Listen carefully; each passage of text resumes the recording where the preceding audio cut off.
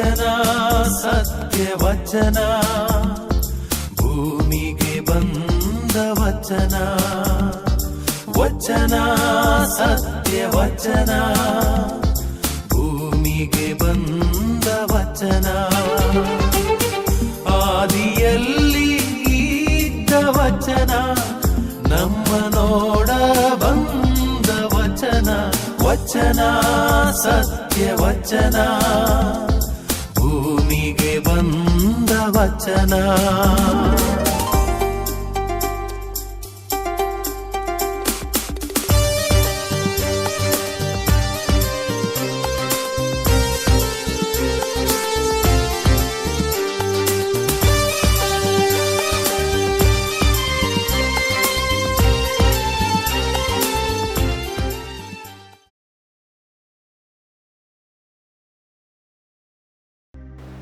ಪ್ರಿಯರೇ, ವಚನಾಮೃತ ಕಾರ್ಯಕ್ರಮಕ್ಕೆ ನಿಮ್ಮೆಲ್ಲರನ್ನು ಸ್ವಾಗತಿಸುತ್ತೇನೆ.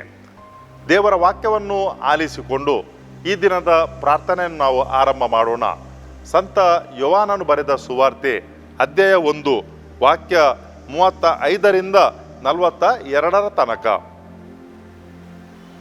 ಮಾರನೇ ದಿನ ಯೋಹಾನನು ತನ್ನಿಬ್ಬರು ಶಿಷ್ಯರ ಸಂಗಡ ನಿಂತುಕೊಂಡಿರುವಾಗ ಯೇಸು ಸ್ವಾಮಿ ಆ ಮಾರ್ಗವಾಗಿ ಹೋಗುತ್ತಿದ್ದರು. ಅವರನ್ನು ನೋಡುತ್ತಲೇ ಯೋಹಾನನು ತನ್ನ ಆ ಶಿಷ್ಯರಿಗೆ, ಇಗೋ ನೋಡಿ, ಬಲಿಯರ್ಪಣೆಗಾಗಿ ದೇವರು ನೇಮಿಸಿರುವ ಕುರಿಮರಿ ಎಂದು ಹೇಳಿದನು. ಇದನ್ನು ಕೇಳಿದ ಆ ಶಿಷ್ಯರು ಯೇಸುವನ್ನು ಹಿಂಬಾಲಿಸಿದರು. ಯೇಸು ಸ್ವಾಮಿ ತಮ್ಮನ್ನು ಹಿಂಬಾಲಿಸಿ ಬರುತ್ತಿರುವುದನ್ನು ನೋಡಿ, ನಿಮಗೆ ಏನು ಬೇಕು ಎಂದು ಕೇಳಿದರು. ಅವರು, ರಬ್ಬಿ, ತಾವು ವಾಸ ಮಾಡುವುದೆಲ್ಲಿ ಎಂದು ವಿಚಾರಿಸಿದರು. ರಬ್ಬಿ ಎಂದರೆ ಗುರುದೇವ ಎಂದು ಅರ್ಥ. ಯೇಸು ಉತ್ತರವಾಗಿ, ಬಂದು ನೋಡಿ ಎನ್ನಲು ಅವರು ಹೋಗಿ ಯೇಸು ಸ್ವಾಮಿ ಇದ್ದ ಸ್ಥಳವನ್ನು ಕಂಡು ಆ ದಿನವನ್ನು ಅವರೊಡನೆ ಕಳೆದರು. ಆಗ ಸಾಯಂಕಾಲ ಸುಮಾರು 4 ಗಂಟೆಯಾಗಿತ್ತು. ಯೋಹಾನನ ಮಾತನ್ನು ಕೇಳಿ ಯೇಸುವನ್ನು ಹಿಂಬಾಲಿಸಿದ್ದ ಇಬ್ಬರು ಶಿಷ್ಯರಲ್ಲಿ ಸಿಮೋನ ಪೇತ್ರನ ಸಹೋದರನಾದ ಅಂದ್ರೆಯನು ಒಬ್ಬನು. ಇವನು ಮೊದಲು ತನ್ನ ಸಹೋದರ ಸಿಮೋನನನ್ನು ಕಂಡು, ನಮಗೆ ಮೆಸ್ಸಿಯ ಸಿಕ್ಕಿದ್ದಾರೆ ಎಂದು ತಿಳಿಸಿ ಅವನನ್ನು ಯೇಸು ಸ್ವಾಮಿಯ ಬಳಿಗೆ ಕರೆದು ತಂದನು. ಮೆಸ್ಸಿಯ ಎಂದರೆ ಅಭಿಷಿಕ್ತನಾದ ಲೋಕೋದ್ಧಾರಕ ಎಂದು ಅರ್ಥ. ಯೇಸು ಸಿಮೋನನನ್ನು ಕಂಡು, ಯೋಹಾನನ ಮಗನಾದ ಸಿಮೋನನೇ, ಇನ್ನು ಮುಂದೆ ನಿನ್ನನ್ನು ಕೇಫಾಸನೆಂದು ಕರೆಯುವರು ಎಂದು ನುಡಿದರು. ಕೇಫ ಎಂದರೆ ಪೇತ್ರ ಇಲ್ಲವೇ ಬಂಡೆ ಎಂದರ್ಥ. ಕ್ರಿಸ್ತರ ಶುಭ ಸಂದೇಶವಿದು. ಕ್ರಿಸ್ತರೇ ನಿಮಗೆ ಸ್ತುತಿಯಾಗಲಿ. ಪ್ರಿಯ ಸಹೋದರ ಸಹೋದರಿಯರೇ, ಈಗ ತಾನೇ ನಾವು ಕೇಳಿದಂಥ ದೇವರ ವಾಕ್ಯದಲ್ಲಿ ಯೇಸು ಸ್ವಾಮಿಯ ಇಬ್ಬರು ಪ್ರಥಮ ಶಿಷ್ಯರ ಬಗ್ಗೆ ನಾವು ಕೇಳಿದೆವು, ಆಲಿಸಿಕೊಂಡೆವು. ಯೇಸು ಸ್ವಾಮಿ ಜೋರ್ಡನ್ ನದಿಗೆ ಬಂದು ಯೋಹಾನನಿಂದ ಸ್ನಾನ ದೀಕ್ಷೆಯನ್ನು ಪಡೆದರು. ಅದಾದ ಮೇಲೆ ಯೇಸು ಸ್ವಾಮಿ ಮರುದಿವಸ ಆ ರಸ್ತೆಯಾಗಿ ಹೋಗುತ್ತಿರಬೇಕಿದ್ರೆ ಯೋಹಾನನಿಗೆ ತನ್ನದೇ ಎಂಬ ಶಿಷ್ಯರಿದ್ದರು. ತಾನು ಈ ಜೋರ್ಡನ್ ನದಿಯಲ್ಲಿ ಸ್ನಾನ ದೀಕ್ಷೆ ಕೊಡುವುದಾದರೂ ಕೂಡ ಆತನಿಗೆ ತನ್ನ ಹಿಂಬಾಲಿಕರಿದ್ದರು. ಯಾಕಂತ ಹೇಳಿದರೆ ಆತನ ಜೀವನವನ್ನು ನೋಡಿ ಆಕರ್ಷಣೆಗೊಂಡಂಥ ಜನರು ಆತನನ್ನು ಹಿಂಬಾಲಿಸುತ್ತಿದ್ದರು. ಅಂಥವರಿಗೆ ಸ್ನಾನಿಕ ಯೋಹಾನನು ಹೇಳ್ತಾನೆ, ಲೋಕದ ಪಾಪಗಳನ್ನು ತೆಗೆಯುವಂಥ ದೇವರ ಕುರಿಮರಿ, ಬಲಿಪಶು, ಯಜ್ಞ ಪಶು ಇವರಾಗಿದ್ದಾರೆ ಅಂತ ಹೇಳಿಕೊಂಡು. ಇಂಥದನ್ನು ಇವತ್ತು ನಾವು ಕಾಣಲಿಕ್ಕೆ ತುಂಬ ಅಸಾಧ್ಯ, ವಿರಳ. ತನಗೆ ಬಂದಂತಹ ಹೆಸರನ್ನು ಇನ್ನೊಬ್ಬರಿಗೆ ನೀಡುವುದನ್ನು ಅಥವಾ ಪ್ರಸಿದ್ಧತೆಯನ್ನು ಇನ್ನೊಬ್ಬರ ಹತ್ರ ಹಂಚಿಕೊಳ್ಳುವವರು ತುಂಬ ವಿರಳ. ಇಲ್ಲವೇ ಎಂಬುದು ಹೇಳಲಿಕ್ಕಾಗಲ್ಲ, ಇರ್ತಾರೆ, ಆದರೆ ತುಂಬ ವಿರಳ. ಇನ್ನೊಬ್ಬರು ಮಾಡಿದಂಥ ಅಭಿವೃದ್ಧಿಯನ್ನು ಕಸಿದುಕೊಳ್ಳುವವರು ಬೇಕಾದಷ್ಟು ಜನರು ನಮಗೆ ಸಿಗುತ್ತಾರೆ. ಇನ್ನೊಬ್ಬರು ಮಾಡಿದಂಥ ಕೆಲಸವನ್ನು ಅದು ತಾನು ಮಾಡಿದಂಥ ಹೇಳಿಕೊಳ್ಳುವವರು ಕೂಡ ತುಂಬ ಜನ ಇರ್ತಾರೆ. ಅದು ನನ್ನಿಂದಾಗಿತ್ತು ಅಂತ ಹೇಳಿಕೊಂಡು. ನಿಜವಾಗಿಯೂ ಆ ಕೆಲಸ ಇನ್ಯಾರಿಂದಲೂ ಆಗಿದೆ, ಆದರೆ ತಾನು ಅದನ್ನು ಮಾಡಿದಂತ ಹೇಳಿಕೊಳ್ಳುವವರು ತುಂಬ ಜನ ಇರ್ತಾರೆ ಹೆಸರು ಮಾಡಲಿಕ್ಕೆ. ಸ್ನಾನಿಕ ಯೋಹಾನನಿಗೆ ಒಳ್ಳೆ ಹೆಸರಿತ್ತು. ಯಾಕಂತ ಹೇಳಿದ್ರೆ ಆತನ ಸರಳ ಜೀವನ, ಮತ್ತೆ ಆ ಬಡತನ, ಆ ತಪಸ್ಸು, ಇದೆಲ್ಲವನ್ನು ನೋಡಿಕೊಂಡು ಜನರು ತುಂಬ ಜನ ಆಕರ್ಷಣೆಗೊಂಡಿದ್ದರು. ಅದರಲ್ಲಿ ಈ ತರುಣರು ಕೂಡ ಇದ್ದರು, ತುಂಬ ಉತ್ಸಾಹದಿಂದ ಬಂದವರು. ಅವರನ್ನು ಉದ್ದೇಶಿಸಿ ಸ್ನಾನಿಕ ಯೋಹಾನನು ಹೇಳ್ತಾನೆ, ಇಗೋ ದೇವರ ಕುರಿಮರಿ. ಎಂಥ ಒಂದು ನಿಸ್ವಾರ್ಥ ಭಾವ ಪ್ರಿಯರೇ, ಎಂಥ ಒಂದು ನಿಸ್ವಾರ್ಥ ಭಾವ. ತನ್ನ ಕೆಲಸ ಮುಗಿಯಿತು, ಇನ್ನು ತಾನು ಇಲ್ಲಿ ಇರುವುದಿಲ್ಲ ಅಥವಾ ತಾನು ಅದಕ್ಕೆ ಇನ್ನೂ ಕೂಡ ಅಂಟಿಕೊಂಡು ಇನ್ನೊಬ್ಬರಿಗೆ ಅಡೆತಡೆ ಮಾಡುವುದಿಲ್ಲ ಎಂಬ ಒಂದು ಭಾವ. ಕೆಲವರು ತಮ್ಮ ಕೆಲಸ ಮುಗಿದರು ಮತ್ತು ಕೂಡ ಅವರು ಏನು ಮಾಡ್ತಾರೆ ಅಂತ ಹೇಳಿದ್ರೆ ಅಲ್ಲೇ ಅವರು ತೂರಿಕೊಂಡಿರ್ತಾರೆ. ಕೆಲಸ ಮುಗಿದರು ಕೂಡ ಜಾಗ ಖಾಲಿ ಮಾಡಲ್ಲ,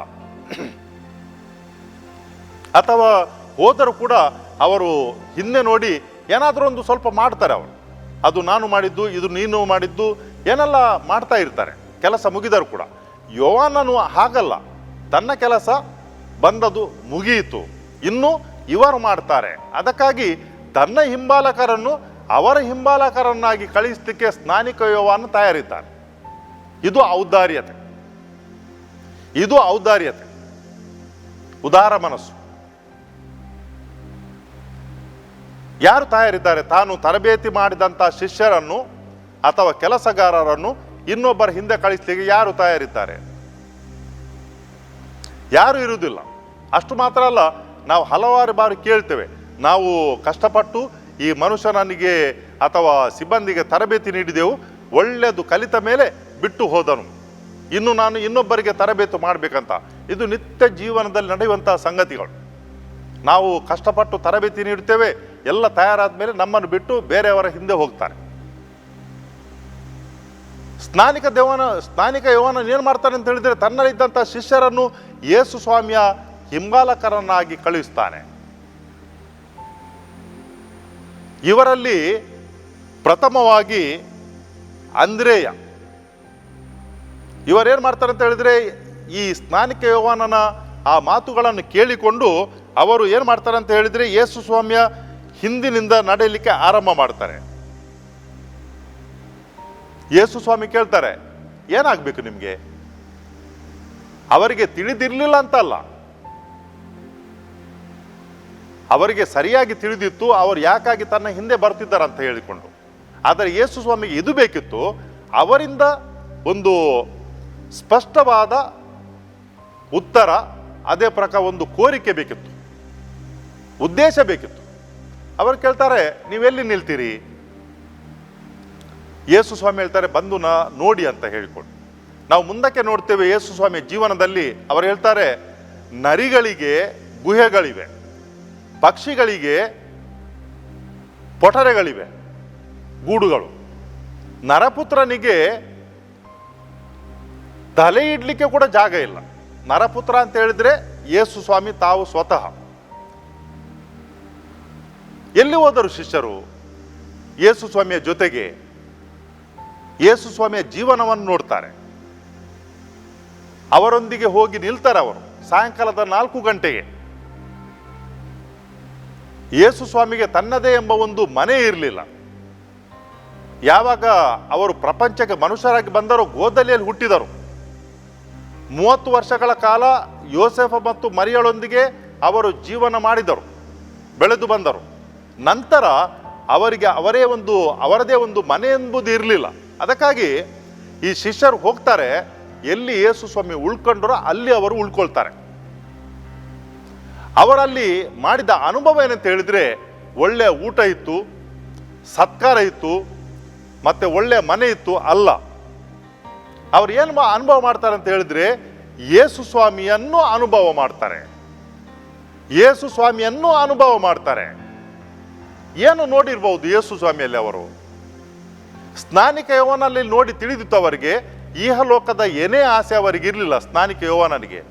ಇಲ್ಲಿ ಇನ್ನೊಬ್ಬ ವ್ಯಕ್ತಿಯನ್ನು ನೋಡ್ತಾರೆ, ಇಹಲೋಕದ್ದು ಏನೇನು ಅವರ ಹತ್ರ ಇಲ್ಲ. ಮನೆ ಇಲ್ಲ, ಹಣ ಇಲ್ಲ, ಏನಿಲ್ಲ. ಏನೋ ಯಾರು ಊಟ ಕೊಡ್ತಾರೆ ಅದನ್ನು ಸೇವಿಸುವುದು ಮತ್ತೆ ಸಂತೋಷವಾಗಿರುವುದು. ಕೊರತೆ ಎಂಬುದಿಲ್ಲ. ಮನುಷ್ಯನಿಗೆ ಜೀವಿಸ್ಲಿಕ್ಕೆ ಏನು ಬೇಕು? ಊಟ ಬೇಕು, ಏನೋ ಒಂದು ಬಟ್ಟೆ ಬೇಕು ಅಷ್ಟೇ. ಅಷ್ಟರಲ್ಲಿ ಯಾರು ತೃಪ್ತಿ ಪಡುತ್ತಾರೆ ಪ್ರಿಯರೇ, ಅವರು ಸಂತುಷ್ಟರು. ಅವರು ಸಂತುಷ್ಟರು. ಅದನ್ನು ಅವರು ಯೇಸು ಸ್ವಾಮಿಯಲ್ಲಿ ನೋಡ್ತಾರೆ. ಯೇಸು ಸ್ವಾಮಿ ಪ್ರಾರ್ಥನೆಯಲ್ಲಿ ತಲ್ಲೀನರಾಗಿರ್ತಾರೆ. ಪಿತದೇವರಲ್ಲಿ ಪ್ರಾರ್ಥನೆ ಮಾಡ್ತಾರೆ. ಸರಿಯಾದ ಒಂದು ಆಯ್ಕೆಯನ್ನು ಮಾಡಲಿಕ್ಕೆ, ಸರಿಯಾದ ದಿಕ್ಕಿನಲ್ಲಿ ಮುಂದಕ್ಕೆ ಹೋಗಲಿಕ್ಕೆ ಅವರಿಗೆ ಪಿತದೇವರ ಆಶೀರ್ವಾದ ಬೇಕು. ಇದೆಲ್ಲವನ್ನು ಅವರು ನೋಡ್ತಾರೆ. ಈ ವ್ಯಕ್ತಿಯಲ್ಲಿ ಮನೆ ಎಂಬುದಿಲ್ಲ, ಹಣ ಎಂಬುದಿಲ್ಲ. ಆದರೆ ಏನು ಉಂಟಂತ ಹೇಳಿದರೆ, ಅವರು ಪ್ರಾರ್ಥನೆಯಲ್ಲಿ ಶ್ರೀಮಂತರಾಗಿದ್ದಾರೆ. ಅವರ ವಿಶ್ವಾಸ ದೇವರಲ್ಲಿ ಉಂಟು. ಅದಕ್ಕಾಗಿ ಅವರಿಗೆ ಯಾವುದರ ಕೊರತೆ ಇಲ್ಲ. ಬದಲಾಗಿ ಅವರು ಸಂತೋಷದಿಂದ, ಶಾಂತಿಯಿಂದ, ನೆಮ್ಮದಿಯಿಂದ ಇದ್ದಾರೆ. ಅವರಿಗೆ ಆದಂಥ ಅನುಭವ ಜೀವನದಲ್ಲಿ ಪ್ರಥಮ ಬಾರಿಗೆ ಅದು ಎಷ್ಟೊಂದು ಅಗಾಢವಾಗಿತ್ತಂತ ಹೇಳಿದರೆ, ಅವರಲ್ಲಿ ಒಬ್ಬನು ಅಂದ್ರೇನು ಹೋಗಿ ತನ್ನ ಸಹೋದರನಿಗೆ ಹೇಳ್ತಾನೆ, ಲೋಕೋದ್ಧಾರಕ್ಕಾಗಿ ಬರಬೇಕಾಗಿದ್ದ ಮೆಸ್ಸಿಯ ನಮಗೆ ಸಿಕ್ಕಿದರು, ನೀನು ಕೂಡ ಬಾ. ನಮಗೆ ತಿಳಿದಂತೆ ಪೇತ್ರನು ಓರ್ವ ವಿವಾಹಿತ ಮನುಷ್ಯ. ಸಾಧಾರಣವಾಗಿ ಆತನ ದೊಡ್ಡ ಅಣ್ಣ ಅಂದ್ರೆಯ ಕೂಡ ವಿವಾಹಿತನಾಗಿರ್ಬೇಕು. ಆದರೂ ಕೂಡ ಅವರು ಏನು ಮಾಡ್ತಾರೆ ಅಂತ ಹೇಳಿದ್ರೆ, ಯೇಸು ಸ್ವಾಮಿಯನ್ನು ಹಿಂಬಾಲಿಸೋಕ್ಕೋಸ್ಕರ ಮುಂದಾಗುತ್ತಾರೆ. ಯಾಕಂತ ಹೇಳಿದ್ರೆ, ಈ ಜೀವನದಲ್ಲಿ, ಇಹಲೋಕದ ಜೀವನದಲ್ಲಿ ಸಿಗದಂಥ ತೃಪ್ತಿ ಮತ್ತು ಸಂತೋಷ ಯೇಸು ಸ್ವಾಮಿಯಲ್ಲಿ ಅವರಿಗೆ ಕಾಣ ಸಿಗುತ್ತದೆ. ಅದಕ್ಕಾಗಿ ಅವರು ಏನನ್ನು ಕೂಡ ಬಿಟ್ಟು ತ್ಯಾಗ ಮಾಡಲಿಕ್ಕೆ ಅವರು ತಯಾರಿದ್ದಾರೆ. ಮೊದಲು ಅವರು ಯೇಸು ಸ್ವಾಮಿಯನ್ನು ಗುರುತಿಸುವುದು ಹೇಗೆ ಅಂತ ಹೇಳಿದ್ರೆ, ರಬ್ಬಿ ಅಂತ ಹೇಳಿಕೊಂಡು, ರಬ್ಬಿ ನೀವು ಎಲ್ಲಿ ನಿಲ್ತೀರಿ ಅಂತ ಹೇಳಿಕೊಂಡು. ರಬ್ಬಿ ಅಂತ ಹೇಳಿದ್ರೆ ಬೋಧಕ. ಯಾವಾಗ ಈ ಯೋವಾನನು ಮತ್ತೆ ಅಂದ್ರೆಯನು ಅಲ್ಲಿ ಹೋಗಿ ಯೇಸು ಸ್ವಾಮಿ ಹತ್ರ ಉಳ್ಕೊಂಡ್ರೋ, ಮತ್ತೆ ಅವರ ಅನುಭವವನ್ನು ಅವರು ಪಡೆದರೋ, ಆಗ ಅವರು ಏನಾಯ್ತು ಅಂತ ಹೇಳಿದ್ರೆ, ರಬ್ಬಿಯ ಬದಲಾಗಿ, ಬೋಧಕರ ಬದಲಾಗಿ ಅವರು ಮೆಸ್ಸಿಯನನ್ನು ಅನುಭವಿಸಿದರು. ಮೆಸ್ಸಿಯನು ಅಂದರೆ ಏನು? ಮೆಸ್ಸಿಯ ಅಂತ ಹೇಳಿದ್ರೆ ಅಭಿಷಿಕ್ತ. ಅಭಿಷಿಕ್ತನಾದವನು. ಯಾರು ಅಭಿಷಿಕ್ತನಾದವನು? ಲೋಕೋದ್ಧಾರಕ. ಈ ಹಳೆ ಒಡಂಬಡಿಕೆಯಲ್ಲಿ ಯಾರಾದರೂ ಅರಸನನ್ನು ಅಭಿಷಿಕ್ತ ಮಾಡಬೇಕಿದ್ರೆ ಈ ಕೊಂಬು ಅದರಲ್ಲಿ ಎಣ್ಣೆ ಹಾಕಿ ಆ ಎಣ್ಣೆಯನ್ನು ಆ ಅರಸನ ಮೇಲೆ ಸುರಿದರೆ ಆತನನ್ನು ಅಭಿಷಿಕ್ತ ಮಾಡಿದರೆಂದು ಅರ್ಥ. ಇನ್ನು ಮುಂದಕ್ಕೆ ಆತನು ಅರಸನು. ಇಲ್ಲಿ ಈ ಅಂದ್ರೆ ಮತ್ತೆ ಯೋವಾನ ಏನು ಮಾಡ್ತಾರೆ ಅಂತ ಹೇಳಿದ್ರೆ, ಅವರು ಮೆಸ್ಸಿಯನನ್ನು ಕಾಣ್ತಾರೆ ಯೇಸು ಸ್ವಾಮಿಯಲ್ಲಿ. ಅಭಿಷಿಕ್ತನಾದಂಥ ವ್ಯಕ್ತಿ, ಲೋಕೋದ್ಧಾರಕ, ಅಭಿಷಿಕ್ತಕ. ಯಾರು ಯೇಸು ಸ್ವಾಮಿಯನ್ನು ಅಭಿಷೇಕ ಮಾಡಿದರು? ಯಾವಾಗ ಯೇಸು ಸ್ವಾಮಿ ಜೋರ್ಡನ್ ನದಿಯಲ್ಲಿ ಸ್ನಾನಿಕ ಯೋವಾನನಿಂದ ಸ್ನಾನ ದೀಕ್ಷೆಯನ್ನು ಪಡೆದರೋ, ಆಗ ದೇವರು ಯೇಸು ಸ್ವಾಮಿಯನ್ನು ಅಭಿಷೇಕ ಮಾಡಿದರು.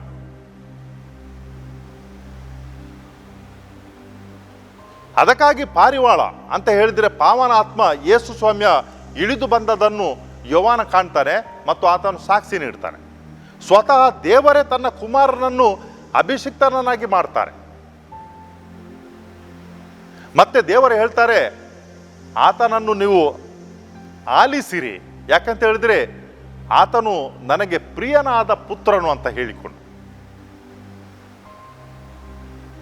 ಯಾರು ಅಭಿಷಿಕ್ತನಾದ ಲೋಕೋದ್ಧಾರಕ ಯೇಸು ಸ್ವಾಮಿಯನ್ನು ತನ್ನ ಗುರುವಾಗಿ ಸ್ವೀಕಾರ ಮಾಡುತ್ತಾನೋ ಪ್ರಿಯರೇ, ಅಂಥವರಿಗೆ ಯೇಸು ಸ್ವಾಮಿ ಈ ಪ್ರಪಂಚದ ಪಾಪಗಳಿಂದ, ದುಃಖಗಳಿಂದ ಅವರು ಬಿಡುಗಡೆಗೊಳಿಸ್ತಾರೆ.